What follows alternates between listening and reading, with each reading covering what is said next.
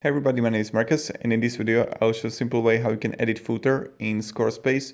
So let's start. The first thing that you want to do is just simply click edit homepage, and this is how you do it in Suarespace application. You just want to scroll down below, and when you're going to scroll down below,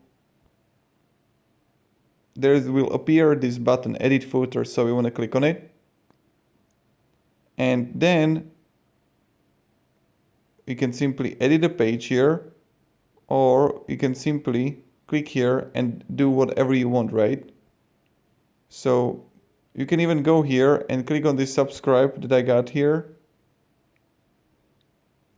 and again click on edit footer, and you just change text here and everything. So this is pretty much it how you do it. Thank you very much everybody for watching. If you have any questions, ask me down in comments, and have a great day and goodbye. See ya.